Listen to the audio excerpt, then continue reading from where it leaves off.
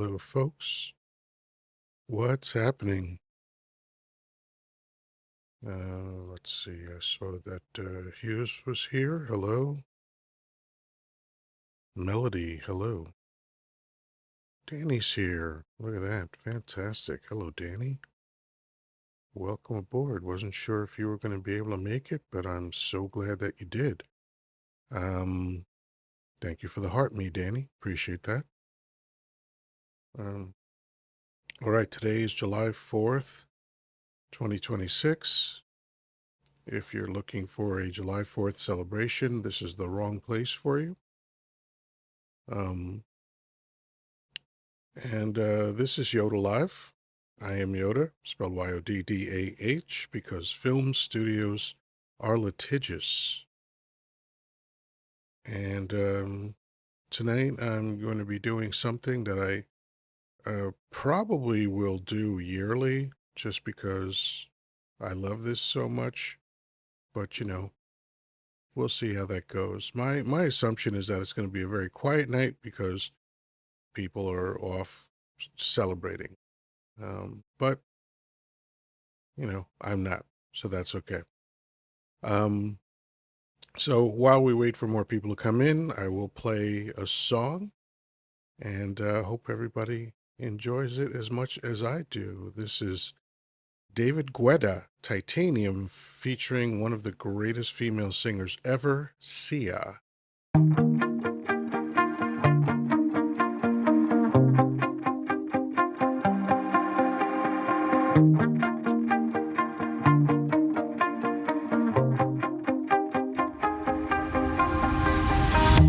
You shut it out, but I can't hear a word you say.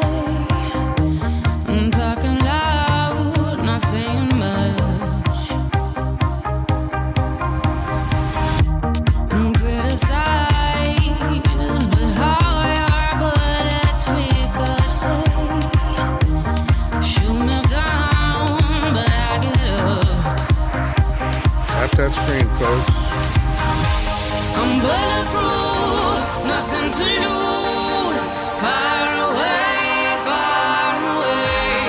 ricochet. You take your aim. Far away.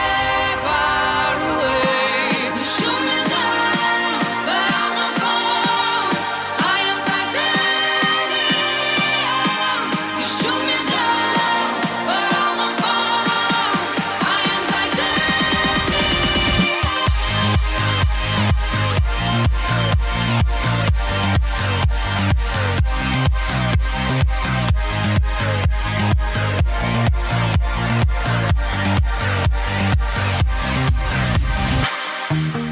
Cut me down, but it's you who have further to fall.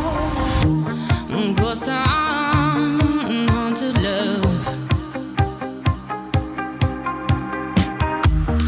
Raise your voice. Sticks and stones may break my bones. Talking loud, not saying much.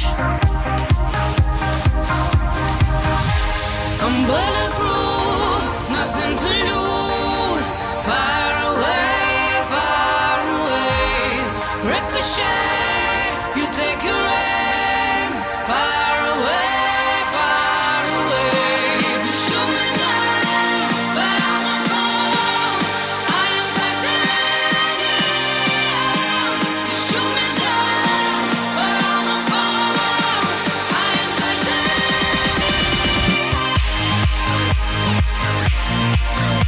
Thank you, Danny, for heating up the roses. Hey, Jones, thank you for the heart me. Appreciate you, brother.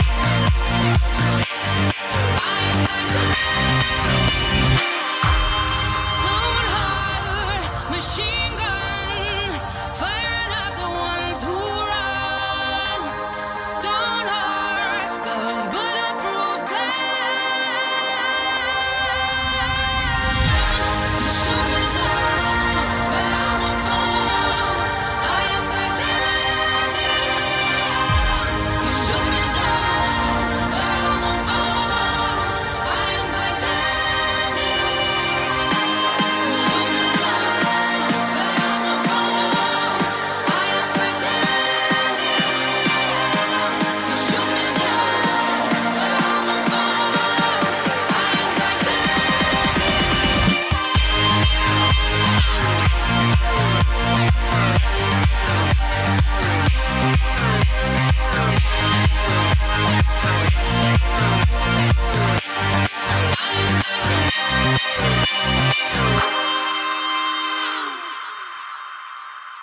right, all right.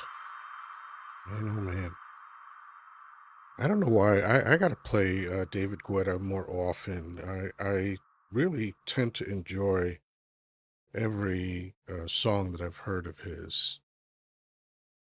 All right, let me bring up a couple people. I'm going to bring up Danny and Jones.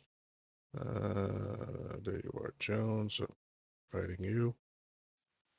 Hey, Danny, what's cooking?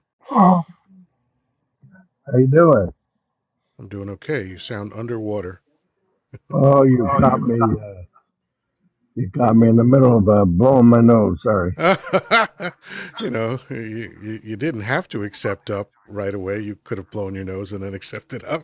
Well, I was in the middle of I was in the middle of doing all of it one time. Sorry. Jones, how are you? I started listening to the Frederick Douglass speech you talked about. Oh, okay. Started but didn't finish. Well, today you're going to get a chance to hear the whole thing. So, did you get the message that I sent you about with the Charles Bronson clip? Yeah, I thought it was funny. This is just proof of what it's so we 70s New York. here, but it's what we already know about these platforms is that they're listening to us, right? Our phones are listening to us all the time. As a matter of fact, every time you install a program on your phone and it tells you to accept the terms, part of the terms is giving these platforms permission to listen to you. So last night we were talking about Charles Bronson and the mechanic, and suddenly I get on my IG feed, a clip of Charles Bronson. So I thought that was pretty funny. Um, but anyway, how you feeling, Danny?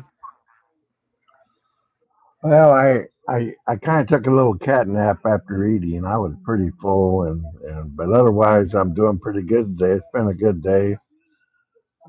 Just been watching movies, stuff like that. Watched my favorite Fourth of July movie, Yankee Doodle, with James Cagney.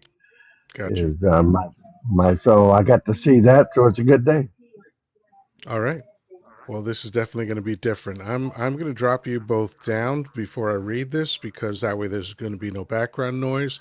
But I just wanted to say hello and welcome you guys up. And thank you for being here. Please invite as many people as you can. I love this speech. I think it's powerful. And I think even today, even though the speech was delivered in 1852 with that beautiful 19th century language, I think it informs a lot of what's still happening today in America, and maybe it'll help people understand, the other side of things rather than just enjoying their privilege and pretending that nothing bad is going on. People might actually learn something from this. So let me drop you guys down, and I'll get to reading it if my program will only let me. Come on, there you go. All right.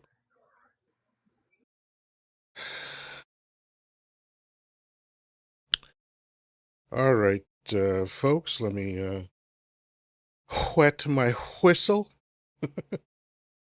and then we'll get going. By the way, I absolutely dislike reading live. I don't think I'm good at it. Um, but I'm going to give it a shot anyway. So here we go. I wrote a little bit of an intro to this, and then we'll get into it. Frederick Douglass lived from 1817 to 1895 and was the best known and most influential black leader of the 1800s. He was born a slave in Maryland, but managed to escape to the North in 1838. He traveled to Massachusetts and settled in New Bedford, working as a laborer to support himself. In 1841, he attended a convention of the Massachusetts Anti-Slavery Society and quickly came to the attention of its members, eventually becoming a leading figure in the New England anti-slavery movement. In 1845, Douglass published his autobiography, The Narrative of the Life of Frederick Douglass, an American slave. With the revelation that he was an escaped slave, Douglass became fearful of possible reinstatement and fled to Great Britain and stayed there for 2 years, giving lectures in support of the anti-slavery movement in America. With the assistance of English Quakers, Douglass raised enough money to buy his own freedom, and in 1847, he returned to America as a free man. He settled in Rochester, New York, where he published the North Star, an abolitionist newspaper.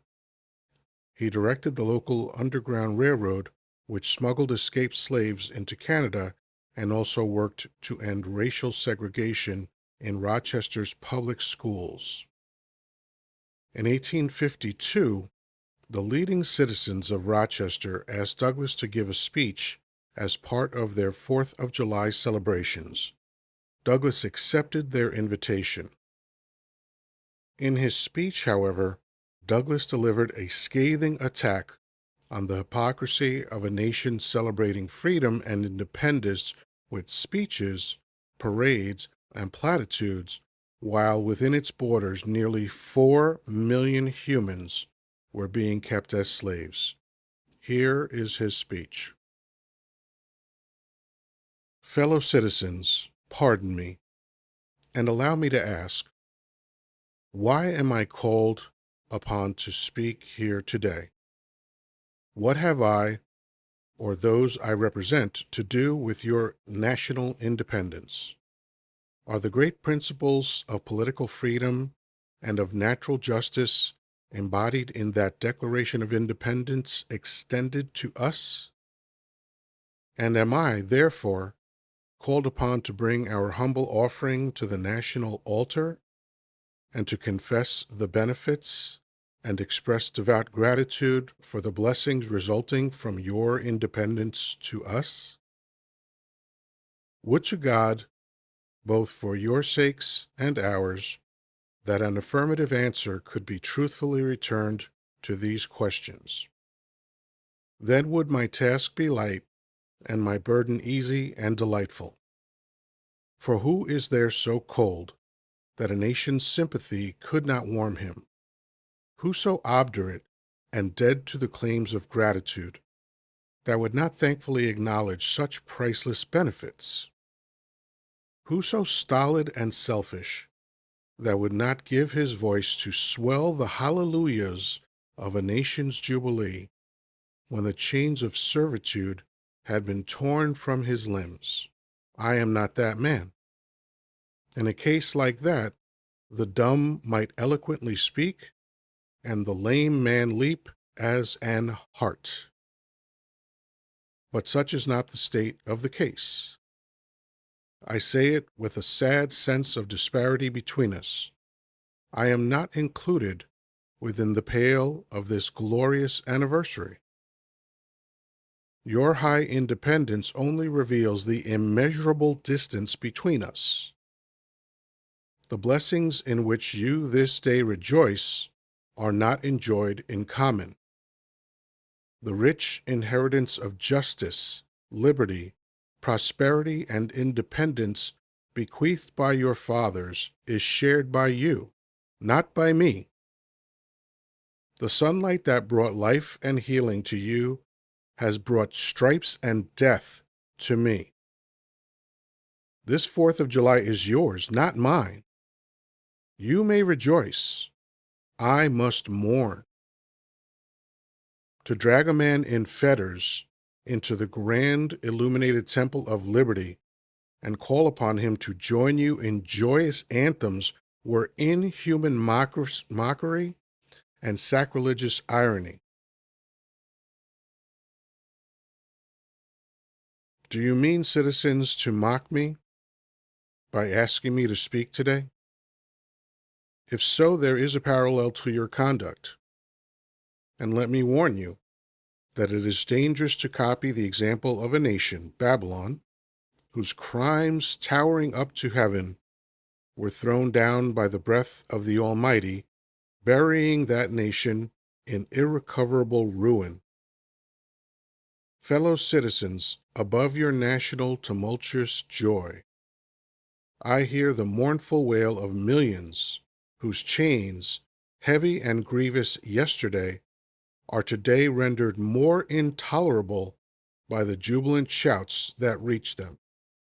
If I do forget, if I do not remember those bleeding children of sorrow this day, may my right hand forget her cunning, and may my tongue cleave to the roof of my mouth. To forget them, to pass lightly over their wrongs, and to chime in with the popular theme would be treason most scandalous and shocking, and would make me a reproach before God and the world. My subject, then, fellow citizens, is American slavery. I shall see this day and its popular characteristics from the slave's point of view. Standing here, identified with the American bondman, making his wrongs mine, I do not hesitate to declare with all my soul that the character and conduct of this nation never looked blacker to me than on this 4th of July. Whether we turn to the declarations of the past or to the professions of the present, the conduct of the nation seems equally hideous and revolting. America is false to the past, false to the present, and solemnly binds herself to be false to the future. Let me try that again. And solemnly binds herself to be false to the future. Standing with God and the crushed and bleeding slave on this occasion, I will, in the name of humanity, which is outraged, in the name of liberty, which is fettered, in the name of the Constitution and the Bible, which are disregarded and trampled upon, dare to call in question and to denounce, with all the emphasis I can command, everything that serves to perpetuate slavery, the great sin and shame of America. I will not equivocate, I will not excuse. I will use the severest language I can command, and yet not one word shall escape me that any man whose judgment is not blinded by try that again. I will use the severest language I can command, and yet not one word shall escape me that any man whose judgment is not blinded by prejudice, or who is not at heart a slaveholder, shall not confess to be right and just. But I fancy I hear some of my audience say it is just in this circumstance that you and your brother abolitionists fail to make a favorable impression on the public mind. Would you argue more and denounce less? Would you persuade more and rebuke less? Your cause would be much more likely to succeed. But I submit, where all is plain, there is nothing to be argued. What point in the anti-slavery creed would you have me argue? On what branch of the subject do the people of this country need light? Must I undertake to prove that the slave is a man? That point is conceded already. Nobody doubts it. The slaveholders themselves acknowledge it in the enactment of laws for their government. They acknowledge it when they punish disobedience on the part of the slave. There are 72 crimes in the state of Virginia, which, if committed by a black man, no matter how ignorant he be, subject him to the punishment of death, while only 2 of these same crimes will subject a white man to like punishment. What is this but the acknowledgement that the slave is a moral, intellectual, and responsible being? The manhood of the slave is conceded. It is admitted in the fact that Southern statute books are covered with enactments forbidding, under severe fines and penalties, the teaching of the slave to read and write. When you can point to any such laws in reference to the beasts of the field, then I may consent to argue the manhood of the slave. When the dogs in your streets, when the fowls of the air, when the cattle on your hills, when the fish of the sea, and the reptiles that crawl shall be unable to distinguish the slave from a brute, then I will argue with you that the slave is a man. For the present, it is enough to affirm the equal manhood of the Negro race. It is not astonishing that, while we are plowing, planting, and reaping, using all kinds of mechanical tools, erecting houses, constructing bridges, building ships, working in metals of brass, iron, copper, silver, and gold, that while we are reading, writing, and ciphering, acting as clerks, merchants, and secretaries, having among us lawyers, doctors, ministers, poets, authors, editors, orators, and teachers, that we are engaged in all the enterprises common to other men, digging gold in California, capturing the whale in the Pacific, feeding sheep and cattle on the hillside, living, moving, acting, thinking, planning, living in families as husbands, wives, and children, and above all, confessing and worshiping the Christian God, and looking hopefully for life and immortality beyond the grave. We are called upon to prove that we are men? Would you have me argue that man is entitled to liberty? That he is the rightful owner of his own body? You have already declared it. Must I argue the wrongfulness of slavery? Is that a question for Republicans? Is it to be settled by the rules of logic and argumentation? As a matter beset with difficulty, involving a doubtful application of the principle of justice, hard to understand? How should I look today in the presence of Americans, dividing and subdividing a discourse to show that men have a natural right to freedom, speaking of it relatively and positively, negatively and affirmatively? To do so would make myself ridiculous and to offer an insult to your understanding. There is not a man beneath the canopy of heaven who does not know that slavery is wrong for him. What? Am I to argue that it is wrong to make men brutes, to rob them of their liberty, to work them without wages, to keep them ignorant of their relations to their fellow men, to beat them with sticks, to flay their flesh with the lash, to load their limbs with irons, to hunt them with dogs, to sell them at auction, to sunder their families, to knock out their teeth and burn their flesh, to starve them into obedience and submission to their masters? Must I argue that a system thus marked with blood and stained with pollution is wrong? No, I will not.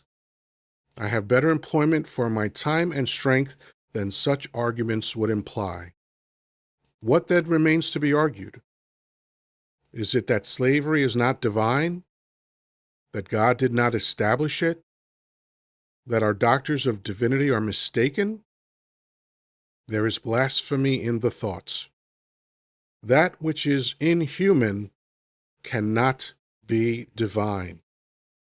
Who can reason on such a proposition? They that can may, I cannot.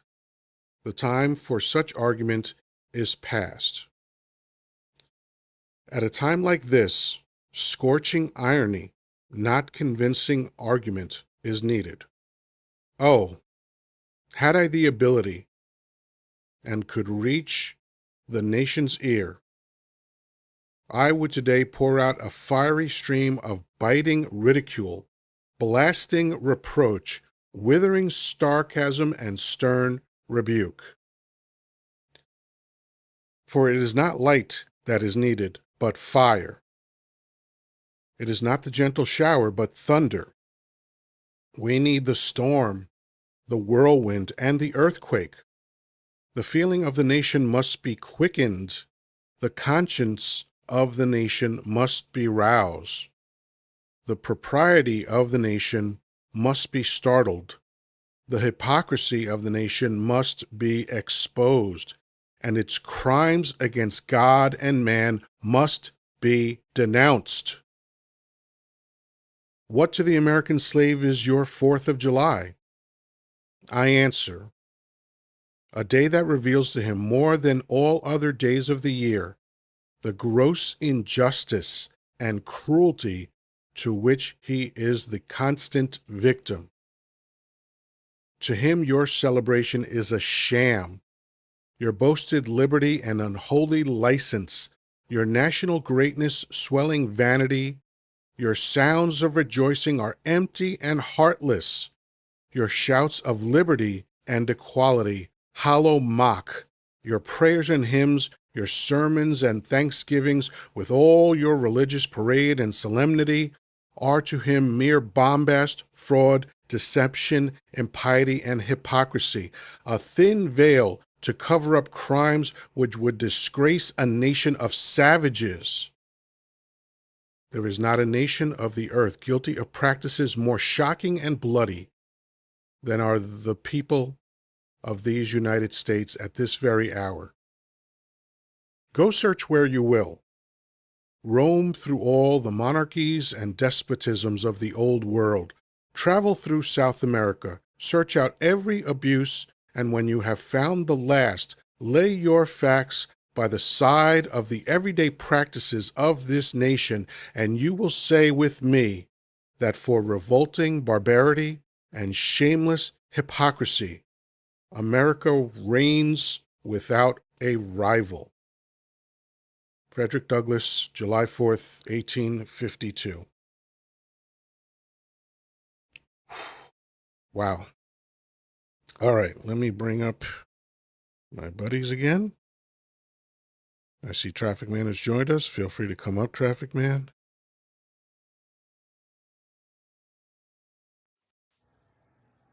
Danny, what'd you think of that?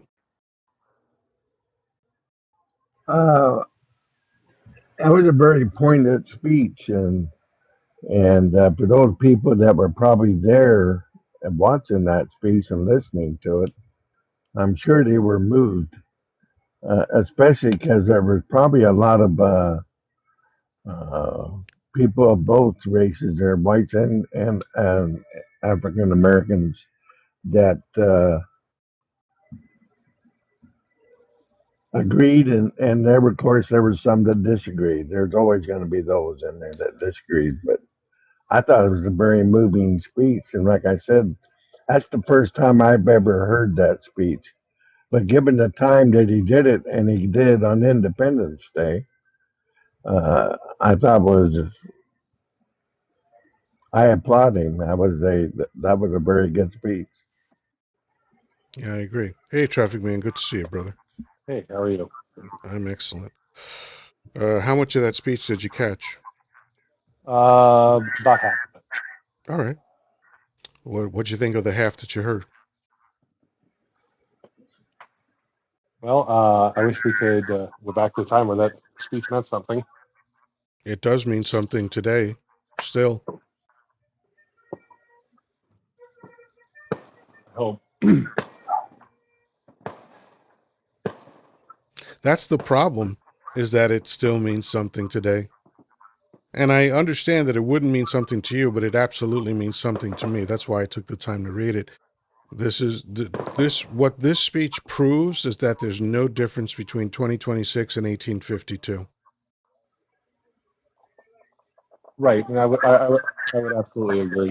And I don't mean to sound like it had no meaning for me. Right, just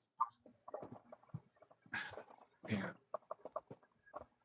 where we are right now, it's just really, really frustrating. Yeah. Yeah, Beth says it best. Wow, how can one not be ashamed? Only barbaric people disagree. It is fitting for today.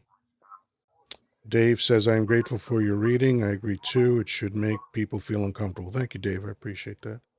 Um, Jones, what did you think?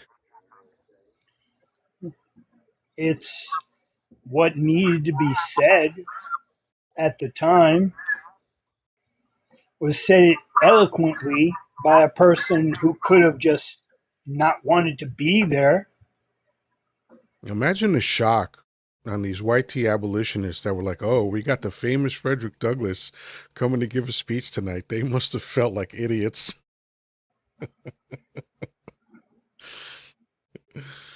No, I mean, nobody would have imagined that he would have turned on the crowd and fucking gone after their very celebration.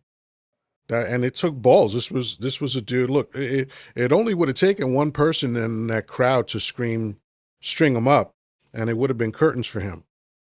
You know, so imagine the fucking balls that it took for this former slave in America returning to America after running away when it was discovered that he was a free slave, that he was an escaped slave rather. He ran away for 2 years, then came back, and then eventually was asked to do this speech.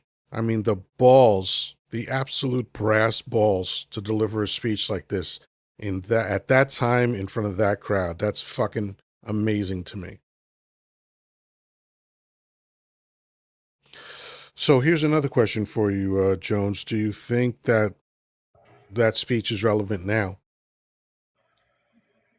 In a lot more ways than we imagine.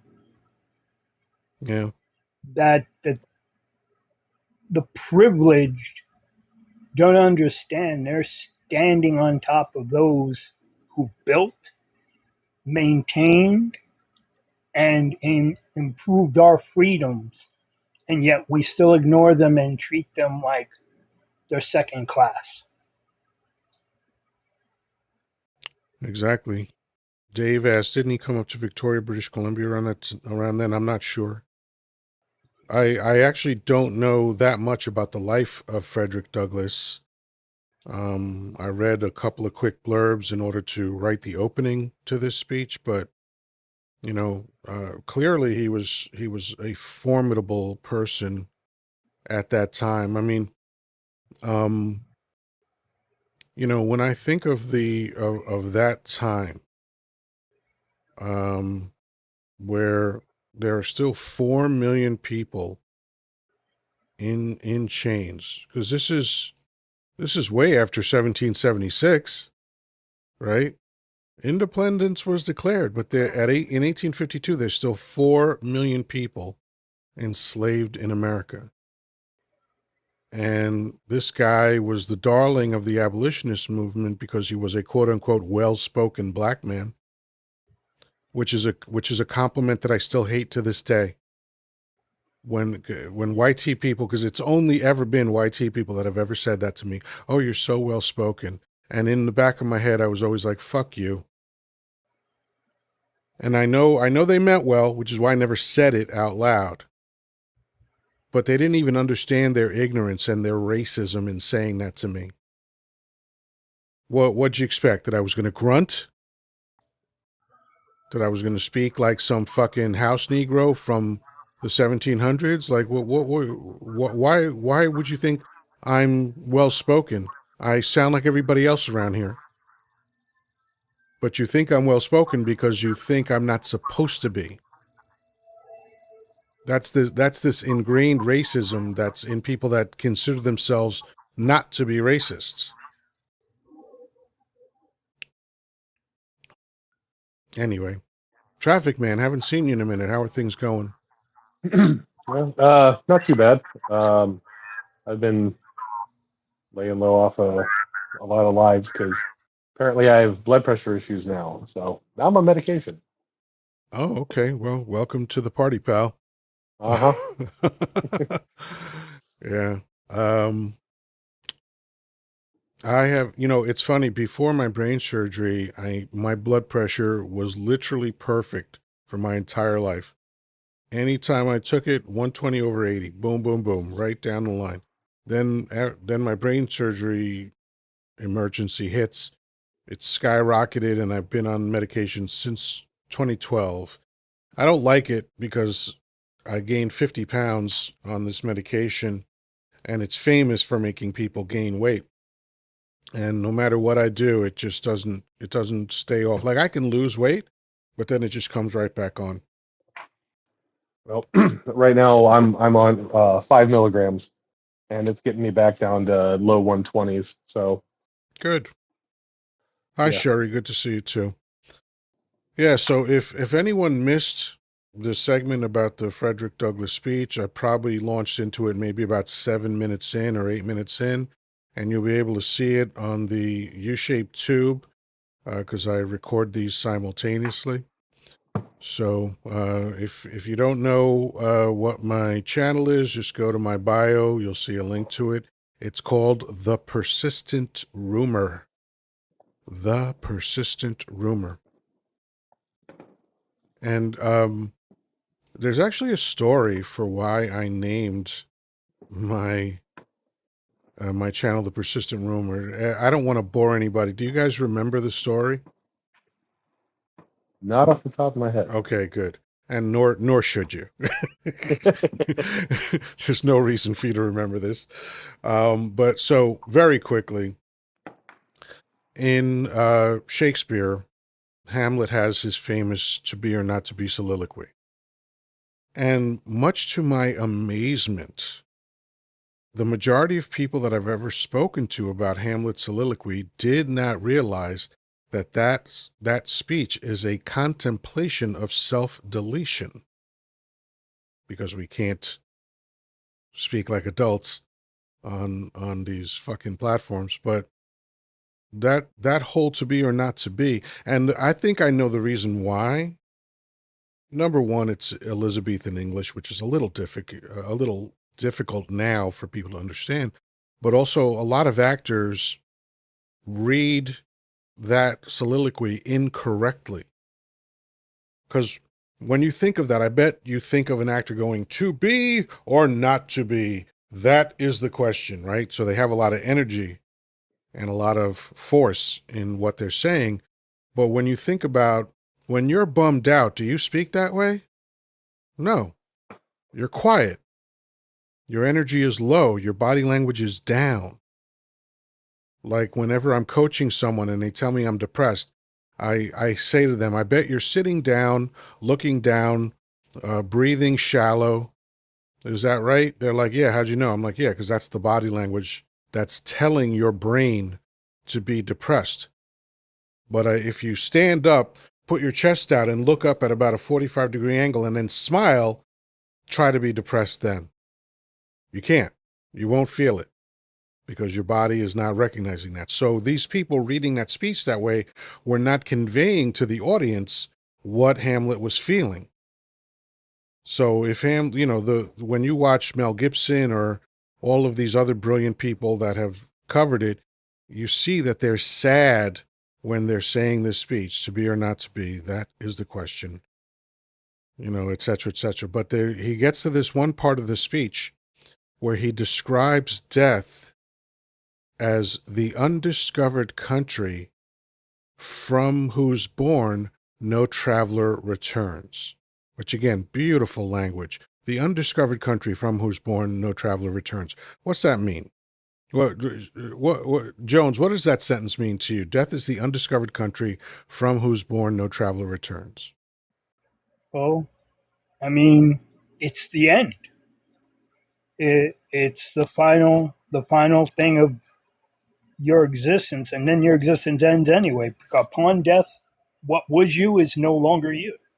Danny, what do you think that means?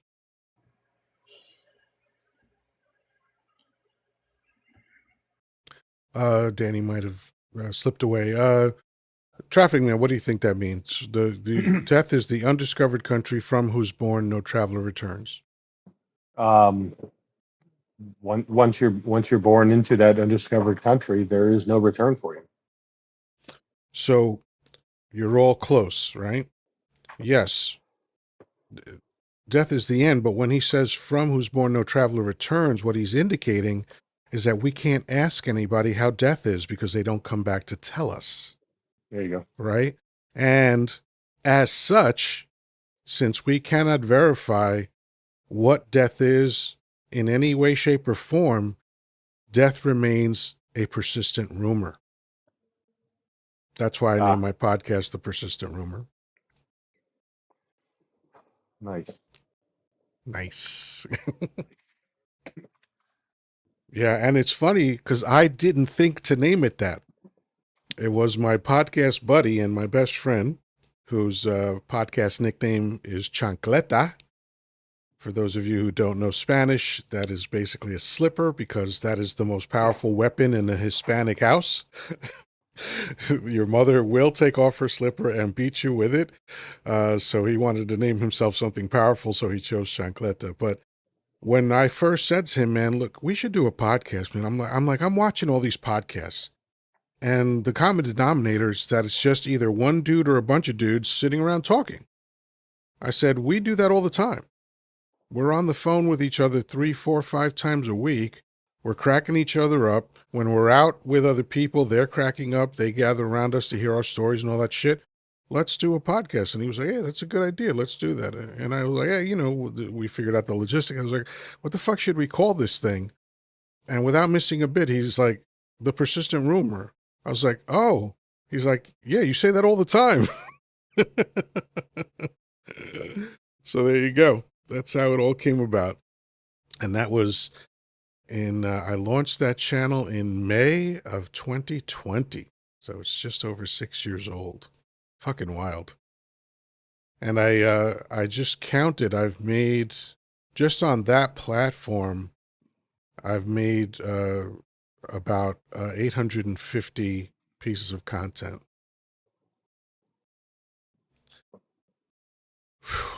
Just on one platform, but that's wild. So, Dave says, I love it. I wanted to have a podcast, whether or not with Dave. Ah, that's good. That's a nice pun because he spells weather as in the weather system. I like that. I love puns. There was a time in American history where puns were considered the height of intellectual banter. That's where the idea of okay came from. Does anybody know that story? The origins of okay? No. The only part I heard was it came from Greece. No. I don't know exactly where it came from Greece. It didn't come from Greece at all. You got to start talking to smarter people. You got a lot of bad information. Oh, come on. No, we can throw the Greeks in there. That's okay. No, it has nothing to do with the Greeks. I know. What there was in a newspaper, and I don't recall which one, but it was a prominent newspaper. There was a misspelling in a headline one day, and the next day, to acknowledge their mistake, but also to be clever, they said, don't worry, everybody, we fixed it, and now it's all correct. And they spell all with an O and correct with a K. That's where okay came from.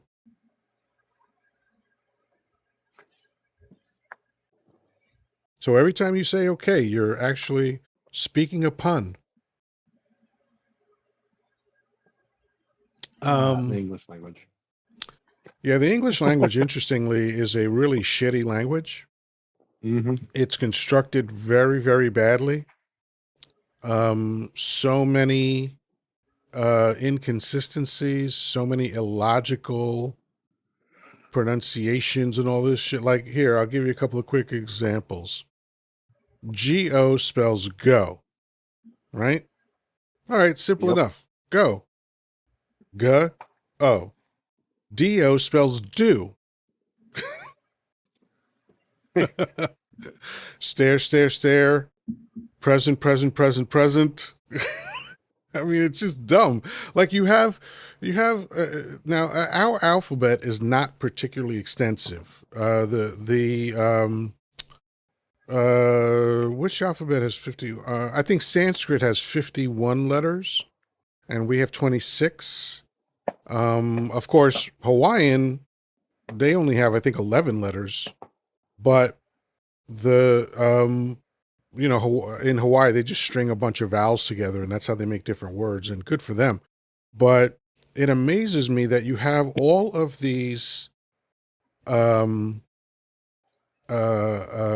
options. You have enough letters to where you literally would never have to use the same word twice to describe something, and there's so many homophones, you know, like I for a while on the Book of Faces, I used to do this thing like every few days whenever something would occur to me.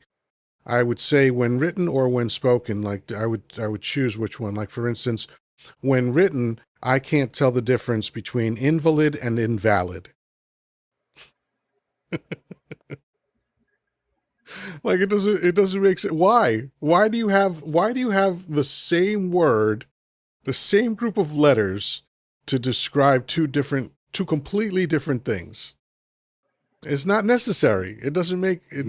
any sense. And I think the only reason that it's happened is that America, like the Bible, is a Frankenstein collection. America has used influences from all different countries around the world, like kindergarten. That's a Yeah. German word, you know. Laughter, Laughter. Daughter, Daughter. Why? Why? It's just dumb. Well, And to I come me, across these problems constantly. Go ahead, Jones. the word I've always had problems with is extraordinary, extraordinary. And I looked at my teacher and she got upset. I said, "Why would I want to be extraordinary? I want to be beyond that." I said, "If you break it down, you're just ordinary. You want to be average. By the way the word is written, it's you want to be average, ordinary, the same." And she goes, "No, it means more than that." I go, "I understand it means more than that, but if you break down the word, it means you want to be average." That's an interesting perspective. Danny, have you So rejoined us? I never Yes. left. I've been sitting there listening to the vernacular of okay, laughter, daughter. Okay. The Oh, only reason I said that is because I called on you earlier and you didn't respond. But so so I'm glad you're still here. I'm glad you never oh left. yeah. Um, But wow, I don't know if I never left. I probably zoned out for a second when you called me, but I apologize. no worries. All right. So what do you think of American English as a language?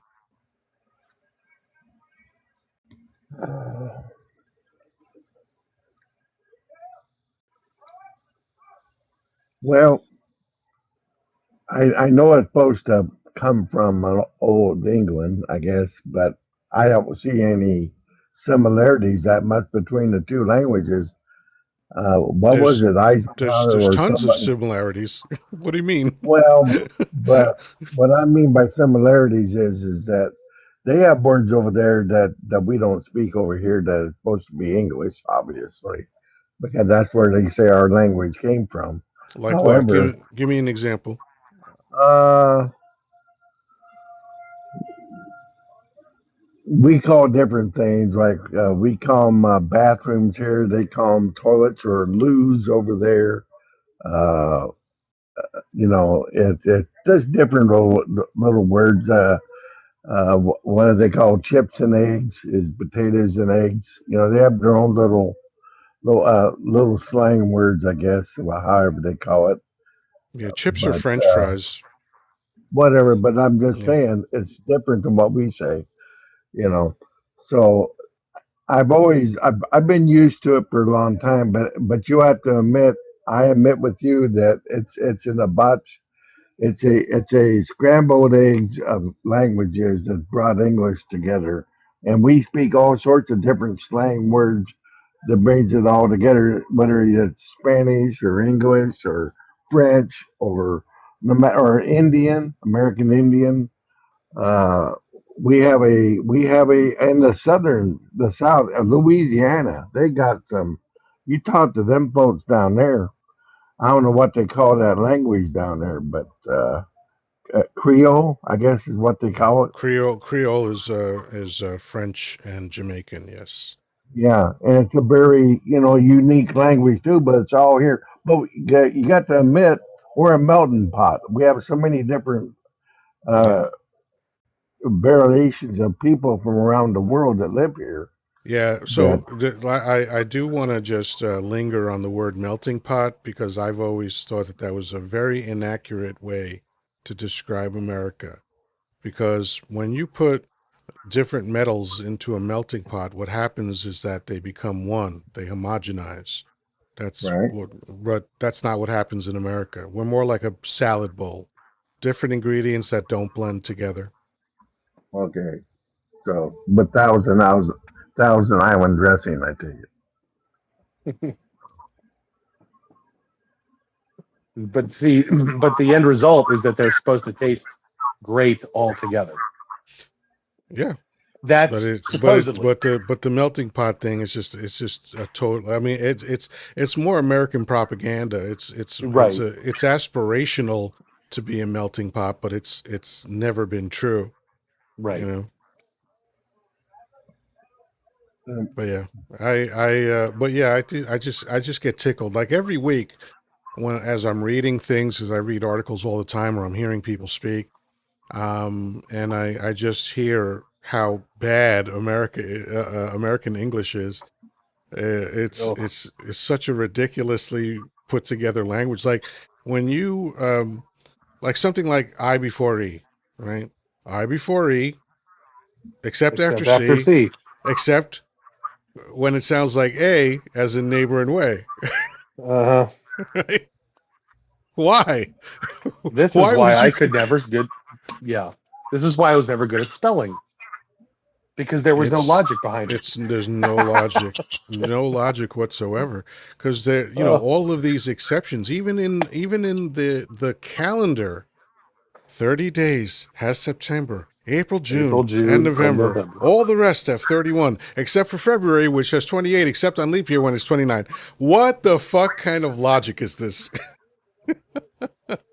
Because if you made every month 28 days, you would have exactly 364 days a year, and then every year there would be a leap day to bring it to 365 if you thought that was necessary. But why not just have every month, 12 months, have them be 28 days, and that way, yeah, the seasons are going to shift every year because you're not Can you accommodating. You're just not close trying my to make door? everything fit perfectly, and but the original year comes from the flooding of the Nile. Every 365 and a quarter days, the Nile floods. Hmm. And that's why every 4 years we have an extra day. and damn it, blame it on those suckers over there. Jesus Christ. Wasn't there? Isn't there a theory that what was it in like 400 CE? Yeah, I'm sorry. Hold on. Someone corrected me. You're right. You would have 13. I forgot that part. You'd have 13 ah months of the year if you did 28 days. I did totally forget that part of it. But please continue, Traffic Man. I believe that there's a theory that at some time, I don't remember if it was a king, a pope, somebody of some sort of imaginary authority decided that we were going to switch over to the Julian calendar. And because of the time difference between the Julian calendar and what was being used at that time, that like 100 years or something disappeared from the calendar, so we're actually in the 1800s instead of the 19 or the 2000s or whatever. I don't know that story. I do know that I used to be one of those since I wanted to avoid anything related to the church. I started Mhm. saying BCE and CE, right, before the Common Era and Common Era. Yeah. Um, but then I heard Neil deGrasse Tyson explain the work that it took to develop the calendar, and out of respect, now I say BC and AD. I'll give you that. Yeah, because those mathematicians, they put in some serious fucking work to figure out how the calendar was going to be laid out. Mm-hmm. And the Gregorian calendar, and you can tell because like different cultures have different calendars, right? There's a Chinese New Year, there's a Jewish New Year, there's all sorts of New Years, right?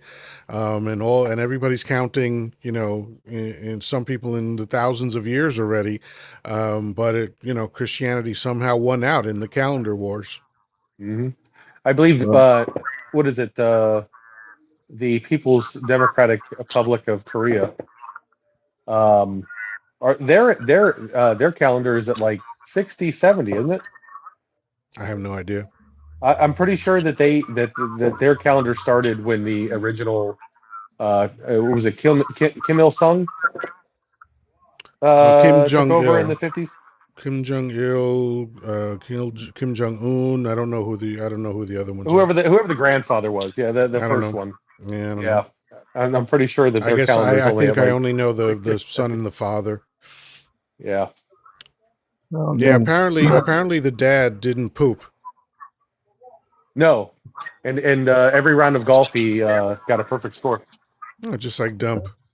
It's amazing the parallels that we have. Yeah, Danny, you were gonna say then something? the Greeks, and then the Greeks have the Malacca calendar. So what can I say? There you go. They work half days. So, I mean, I can't make fun of it. I didn't work yesterday, so Beth says I but can just that admit that we're backwards as fuck. Yeah, yeah. yeah, yeah. No, it's funny. Like when you look at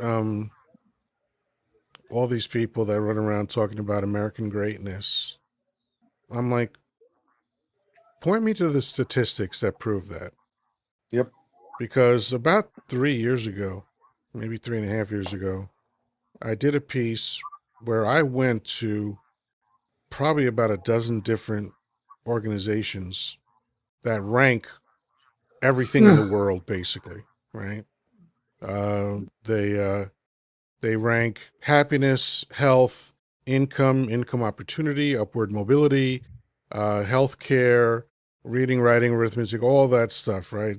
They rank, and there's so many of these nonprofits that's all they do. They just spend their time gathering data about the world, right?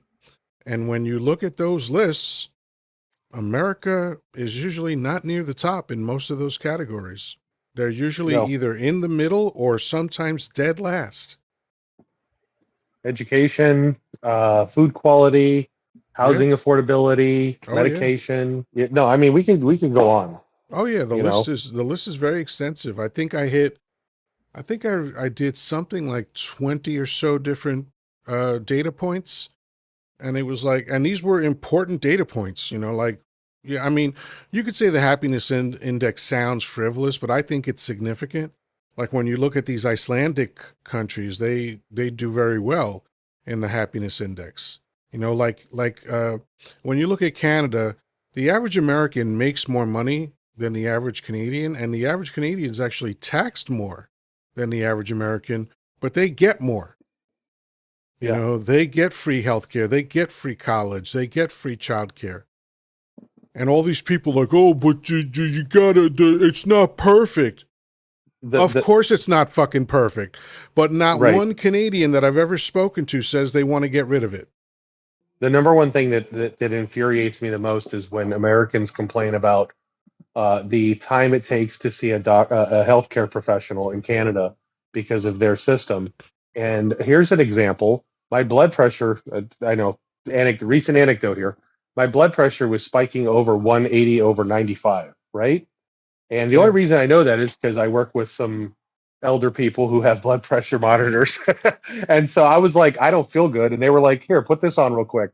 And we looked and it was like, I should probably go to the hospital. I was like, nah, I'm not there yet.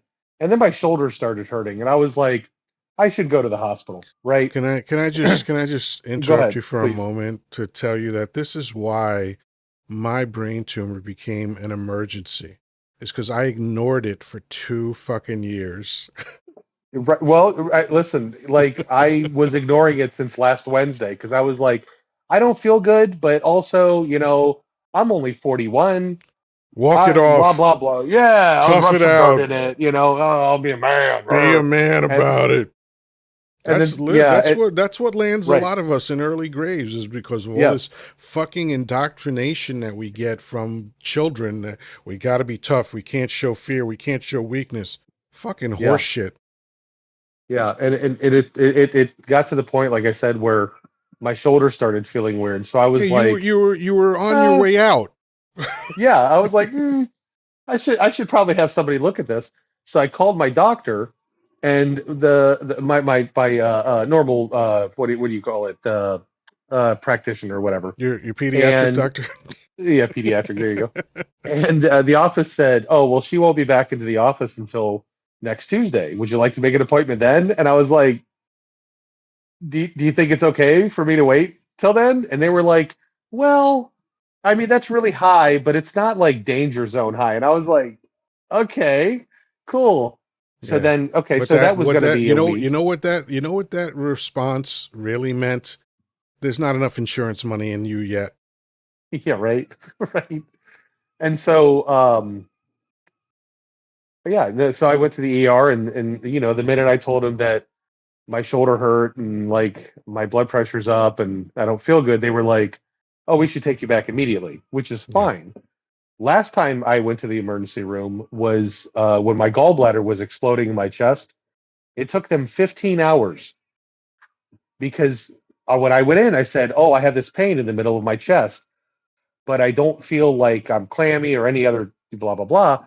And so they took me back real quick. They did an EKG. They took a chest X-ray, and they were like, "Oh, you're fine." And then I went and sat in the waiting room the waiting room for 15 hours. So what's the difference here? Do you know that I also had to pay a copay. the guy who wrote the very famous play Rent that was also turned into a film, Okay. this is one of the most successful Broadway shows in Broadway history. He never got to see it. He literally passed the day before opening night.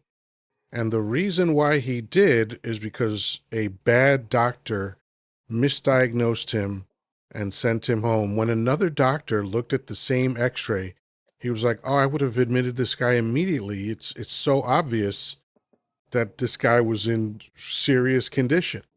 So this is the Yeah. luck of the draw kind of thing, because it's that old joke. What do you call the guy that gets the worst grades in medical school? A doctor. Doctor, exactly. Yeah. Yeah. He's still a doctor. Yeah. Yeah. So there's a lot of shitty doctors out there. Yeah. And what really annoys me, there's two things that annoy me about the American medical system, because it's not a health system. Number one, you you're there ostensibly to keep me healthy, but you only make money when I'm sick. So that's an Right. inherent contradiction that puts us on the losing end. Okay? And also, the way that American medicine views the body is stupid, Oh, because they don't look at you holistically. Oh, I got a pain in my arm. Okay, let me give you a pill that takes the pain away. You know how dumb that is? yeah. How about we figure out the root cause of the pain? Yeah. That's like Yeah. if you went to your mechanic and said, "My oil light is blinking," and he goes, "All right, I'll just disconnect your oil light. There you go. Have a good day." Right. Right? Oh, hey, my low oil light's on. I'll just put some more oil in it. No, I'll just disconnect the oil light. Oh, yeah. I Right. won't even I Right. won't Yeah. even attempt to treat the fucking problem. I'm just going to treat the indicator of the problem. Yeah. We'll just put some black duct tape or electrical tape over that light. There Yeah. you go. That way the Fixed. light won't bother you anymore. Yeah. It's crazy. And the other thing that's very irritating to me is doctors don't know anything about nutrition. And this is particularly aggravating to me because the man whose name they take an oath on, Hippocrates, famously said, "Let thy food be as thy medicine." Mm-hmm. And he was also a big believer in chiropractic care. Right. Right. And yet, doctors don't know anything about nutrition and they denounce chiropractic care. As a matter of fact, the chiropractic industry went on a 13-year lawsuit against the medical industry because doctors kept telling people that chiropractors were quacks. Right.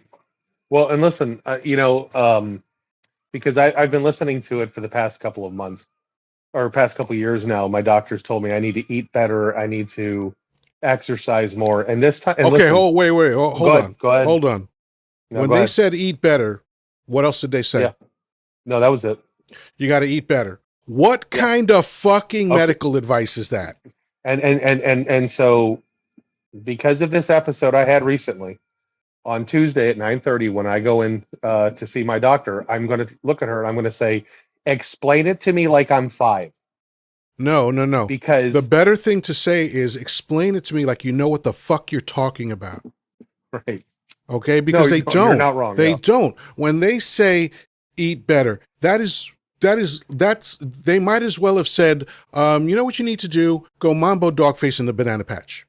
Yeah, right. Okay? Or, oh, you need less salt. Less salt in your diet. Oh, okay. So if I normally put in a teaspoon of salt, but I go like this and then put in the salt, I'm getting less salt, right? You fucking Yeah. moron. Yeah. Well, These and doctors are the listen, worst. And listen, I'm only alive because of doctors, so I'm not trying to bite the hand that sure. feeds me, but this shit is real. There's too many shitty doctors giving shitty advice to people.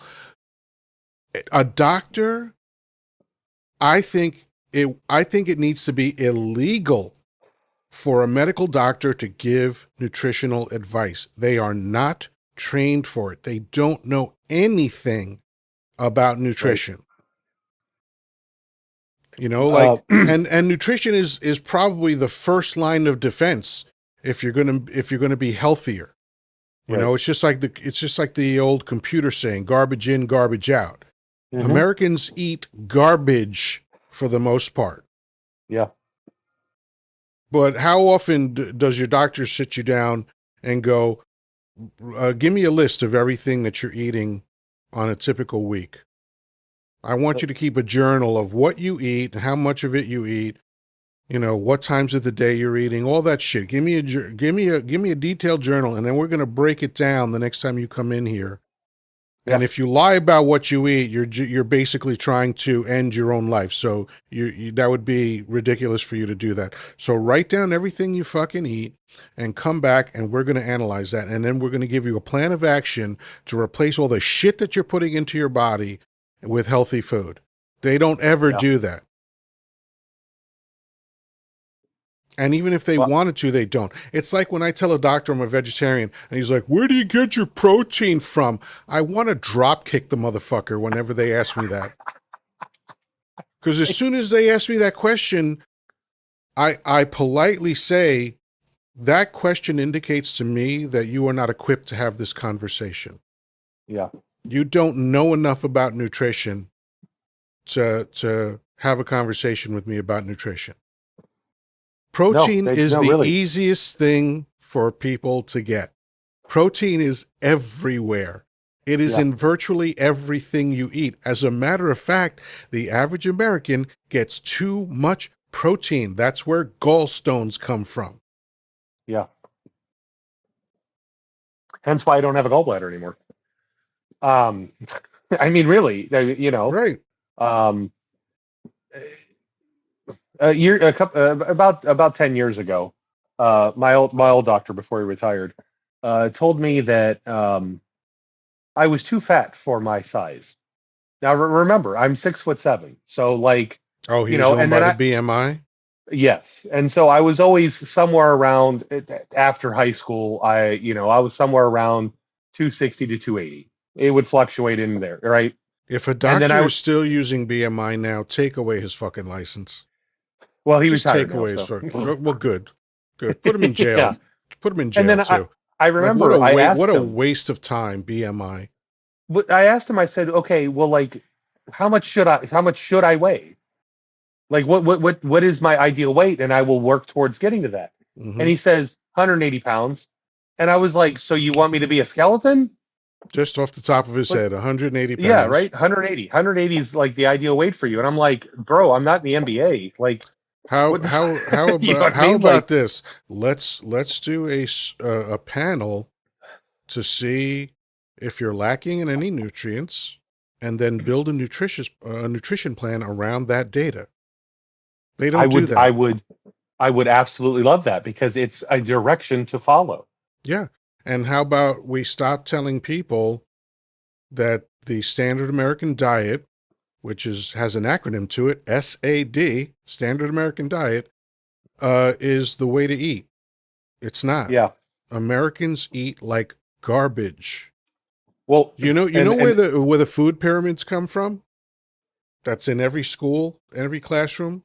The food pyramid comes from cattle growers. I was gonna say it's some conglomerate. I guarantee It's the it. meat industry. Yeah. Yeah, the meat and dairy industry are the ones that put together the recommendations for what you should eat. Well, and I will tell you, growing up in the 80s and 90s, I was always confused why when I would eat breakfast. Oh, side note, real quick. I'm also kind of dual watching Grandpa do his sundown speech right now. He started 16 minutes late, but anyways, um, but in the 80s and 90s, television. It was in our faces constantly, and one of the big things was a well balanced breakfast. Start your day off with a well balanced breakfast, right? Yeah, And then what they would show which you is included they show orange you, juice, which might as yeah, well be a bottle of soda. well they would right, yeah, okay, Hey, yeah, yeah, Trapper, pre-diabetic. Trapper, Um, Trapper, yes, sir. you weren't talking about me, right? When you said Oh grandpa. no, no, no. I was talking about the orange grandpa. Oh, no, he's Yeah. the orange fuck. I'm grandpa. Well, He's the orange fuck. Okay. I just wondered, just for clarity. So, you know. So yeah, sorry, grandpa. I didn't mean to add any confusion there. But no, like what was depicted was your bowl of like Fruit Loops or Corn Flakes or Oh wait, whatever, right? I'm sorry to interrupt, but No, go ahead. Big D asked a really brilliant question just a minute Oh ago. God. He said he said shitty Oh doctors yeah. because of DEI. See, this is another mouth breathing MAGA hat moron who doesn't understand the very words that he's using to communicate. Right. DEI cannot contribute to lack of skills. It literally can't result in lack of skills. That's not, DEI has nothing to do with skill level. Nope. Like, what? How is it that these MAGA hat fucking morons never get any smarter? You know, you were using the DEI shit like a year and a half ago, and it was proven wrong over and over and over again. But there's still a bunch of mouth breathing, knuckle dragging, homeschooled, sister banging troglodytes out there Yeah.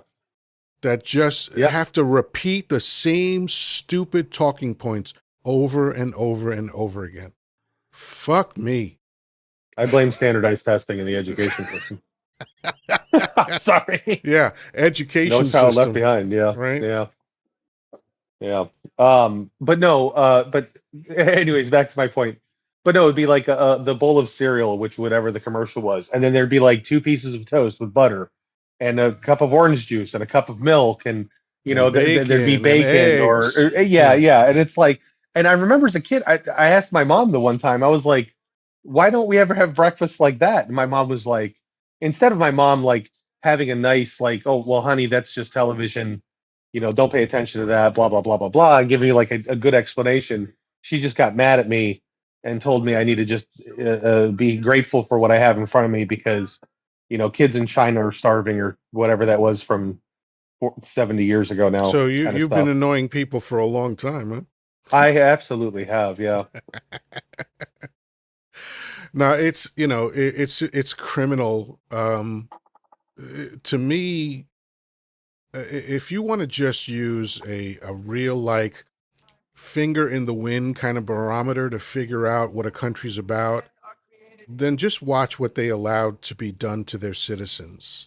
Mhm. Are they protecting their citizens? Are they helping their citizens to thrive and not just thrive financially, but thrive in all areas of life? What are their systems? What are their standards? What do they actually do on a day-to-day basis to demonstrate that they are worthy of being in leadership positions? Because when I look at other countries and I see people that have free healthcare and free education, like Israel, a country that we give money to, right? Mm, And that's in the process of a genocide. We're still giving those motherfuckers money, and they are taking that money and making the lives of their citizens better, while the lives of American citizens have been consistently getting worse since the 70s. yep. Okay, it's like, are you what are you doing to support the life of the average person? Forget about political ideology. Forget about all that fucking rhetoric, right? The culture war bullshit. Oh, I don't like boys kissing boys. Okay, so don't kiss boys, motherfucker. Shut up. Nobody Yeah. Okay. cares, Yeah. right?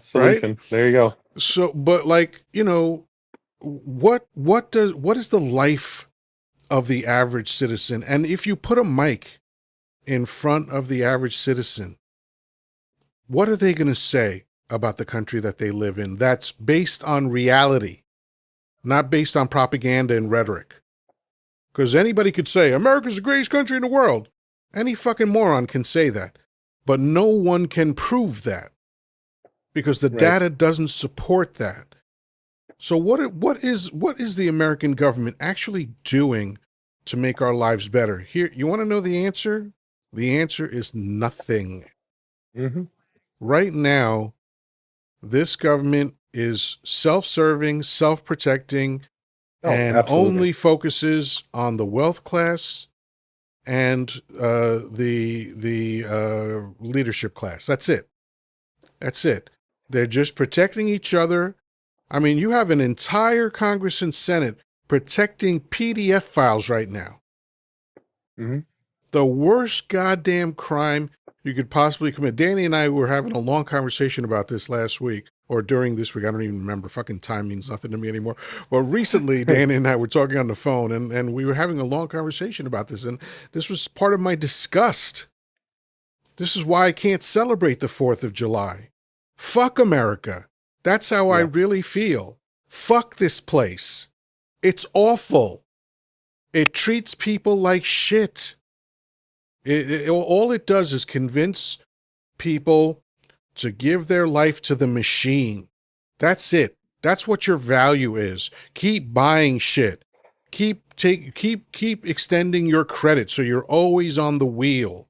You're always trying to make money so you can pay back the shit that you can't afford in the first place. Yep. That way, all of the wealthy people are happy Hmm.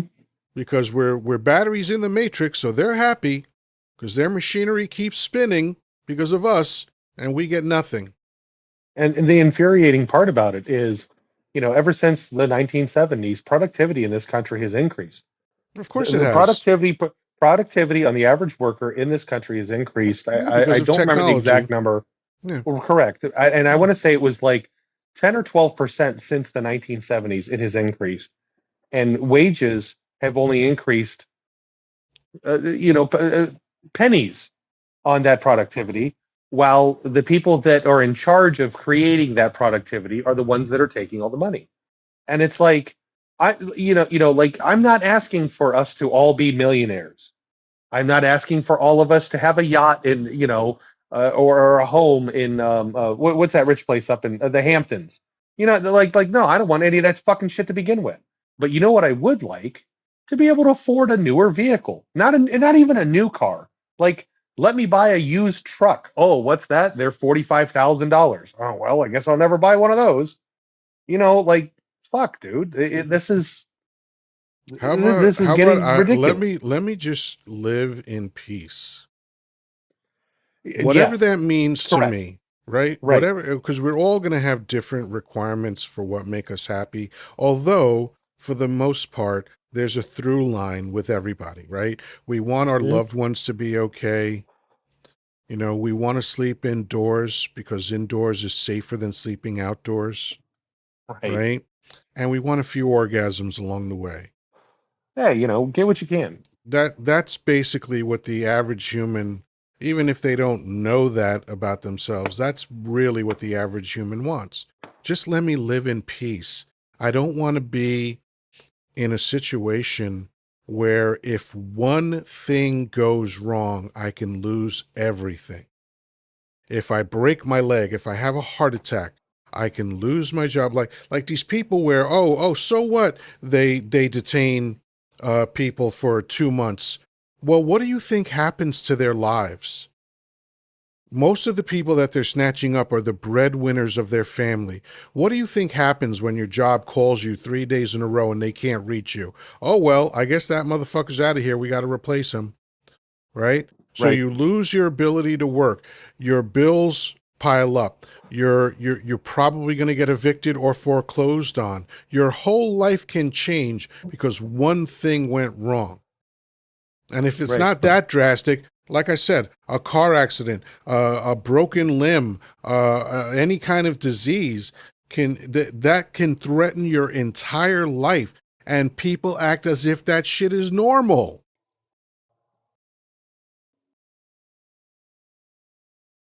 It's Bring it's back it's just FDR, frustrating. man. We need another Yeah, FDR.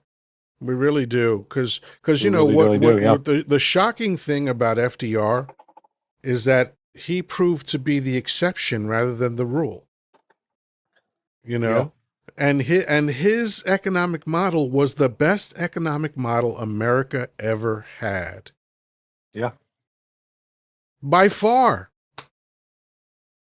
and it was simple.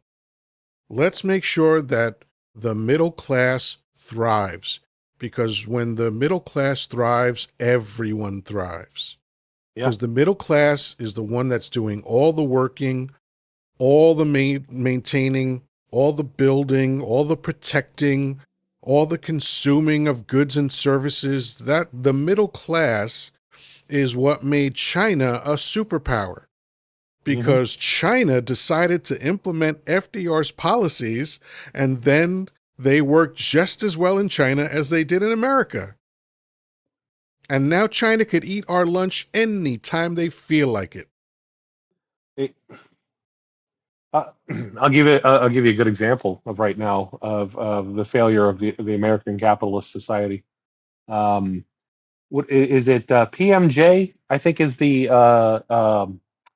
largest electrical provider Don't in the know. eastern part of the United States. It's not PG&E, that's California. I think it's PMJ. But anyways, we have American Electric Power here, and one of the things, like, it's getting hotter in the summer. We have these bouts where we have, like, this past week, it's been above 95 degrees every single day, with heat indices and humidities way up there, pushing that to make it feel like it's 105, 115. And believe me, I know I've been out in it every day this week. Um, well, now they're like, hey, we're at, like, DEFCON 3 here, because uh the electrical grid really can't handle all these air conditioning units running. It's so old and antiquated. And it's like, wait a second, motherfucker, you're the ones that are supposed to be in charge of the fucking electrical grid and making sure that it fucking works. The money I pay per every month goes to you to invest into the electrical grid, but that's not what they want to do. They all became public entities, so what that means is now they're on the stock market. So, you know, what makes them more money? Building infrastructure and spending money to make sure that that we can bolster our electrical grid, or not spending that money and then taking that money and dumping it back. Jesus fucking Christ! Cutting Somebody just jobs. set, somebody just set off a cannon. Sorry, Okay. sorry about that. Cutting jobs. That's the number Cutting one way jobs. that Yeah, corporations love to boost their profits. Cutting jobs. yeah. And so now here we are, in 2026. I don't really care if you believe in climate change or not. The fact of the matter is, it's the beginning of July, and we're already seeing August temperatures, and late summer temperatures here, and all of a sudden it's like, oh well, you need to make sure not to run your air conditioner all that much because the power lines might not take it. Fuck you. If someone doesn't believe in climate change, I do care because Hmm. they're dangerously stupid. Yeah. Because there's a difference between stupid and dangerously stupid, right? Like, does anyone know that website, the Darwin Awards? Yes. All right. That's dangerously stupid. That's someone who luckily only took themselves out because of their stupidity. Yeah. But obviously that person who caused their life to end because of their stupidity, that was a dangerously stupid person. Hmm. And anyone that's not a lawyer for an oil company that says climate change is not a thing is dangerously stupid. Yeah. Because what that person is saying is, I know better than 97% of climate scientists. Right. Which, and guess who said that? Donnie Dump said that. Yeah. Like I'm actually like surprised. Yeah. where would the world be? Like, think about this, like, for real. Where would the world be if people didn't trust smart people? Like, what would have ever gotten built if people didn't trust smart Mm. people? How could you have a house or a car or the internet or anything without people who understand how fucking shit works? I was going to take that back to the industrial age. I mean, no, Take it seriously. back to anywhere. Take it back to the Yeah. Take it back to the lever. pyramids. Take it back to the Yeah. wheel. Yeah. Like, what if, Grog, walked up to the other cavemen and showed him the lever for the first time and said, "You see that big heavy rock that you can't lift by yourself? Check this shit out." And they all went, "Oh," right? And imagine if they were like, "Oh, that's some bullshit." That's what people are like now. You present them with evidence that learned, disciplined, scientific minds have unearthed, and they go, "Oh, it's fake news." Like, what the fuck, man? I listened yesterday for probably way too long. I think I listened for close to an hour because I couldn't believe what I was hearing. There was someone on TikTok said, "I want to talk to flat earthers." Now, here I am foolishly thinking, who's going to come up and talk to this chick? Like, what are the odds that this chick on a TikTok live is going to find people to defend flat earthers? Well, the opposite was true. She had a line of people waiting to talk to her. You know how disheartening that is? To know that there are adults running around saying that the earth is flat? That depresses me. And I'm not trying to be funny. That fucking depresses me. This is what we're dealing with. We're dealing with a population of people in America that has way too many dumb fucks.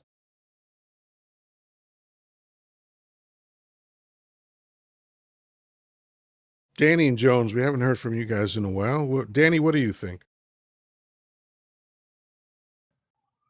I've been on a live or listened to a couple myself of people, and you're right. In the 21st century, to have people still believe that this earth is flat just blows my frickin' mind.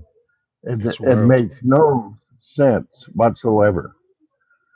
And and you would think that these people didn't go to school, or they must have been homeschooled and taught that. I don't know what the real reason was, but I agree with you. That is probably the most idiotic thing that ever heard is when I started hearing these people talk that crap.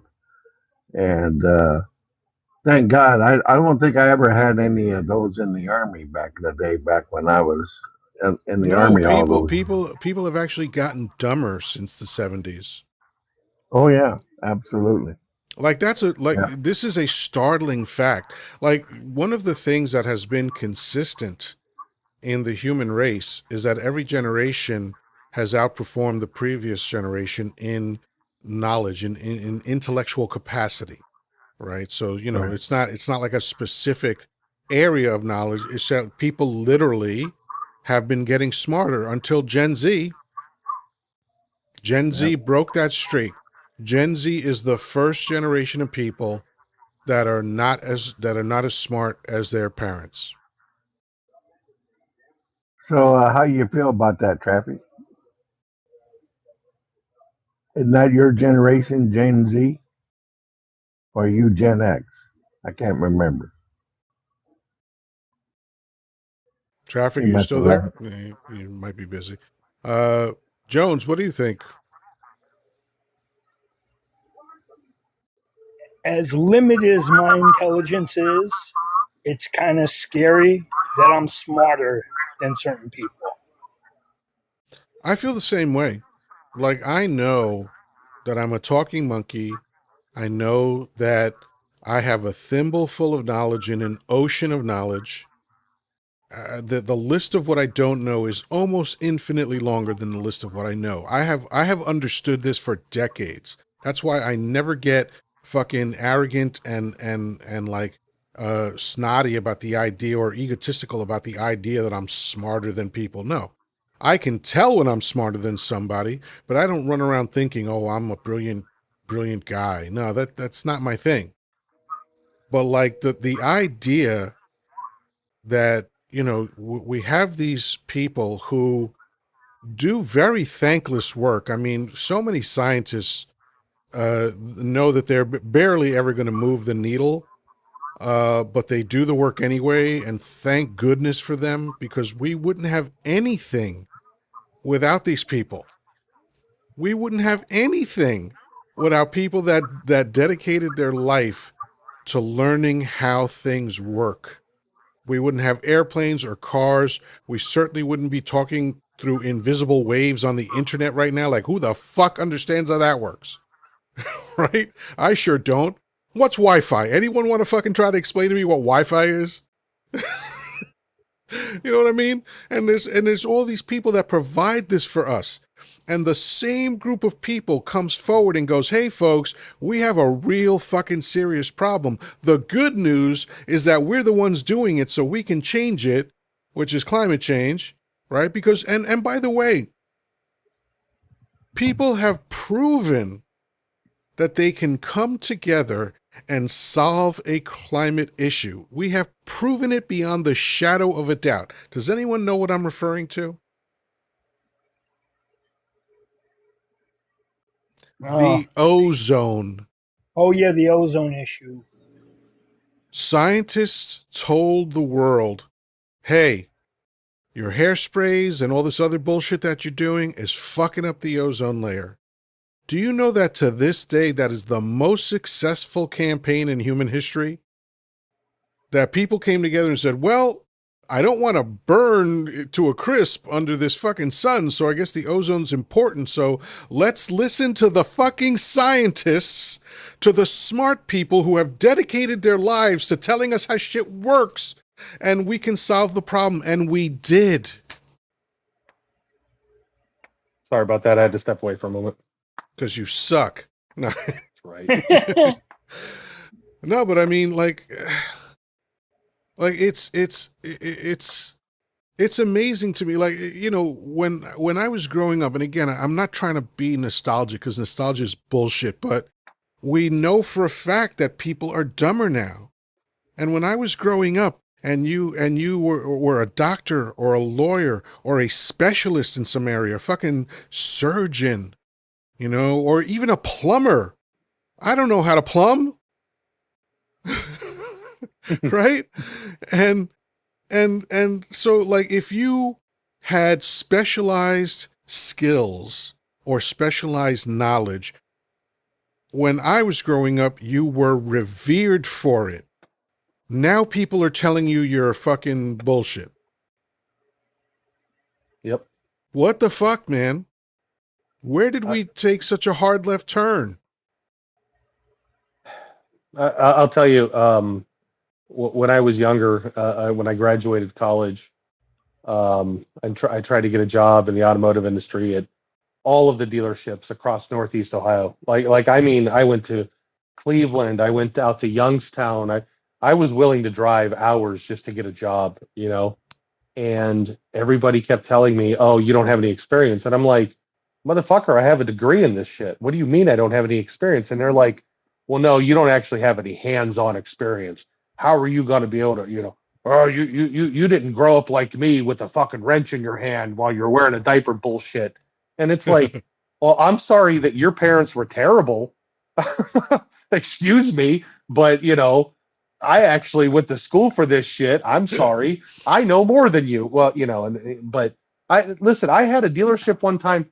They drugged me out for 2.5 months. Every Friday, I would go there and be like, please, you're close to me. You're my local dealership. This would help me with my degree, yada, yada, yada. Well, come back next Friday. We'll see if we have work for you.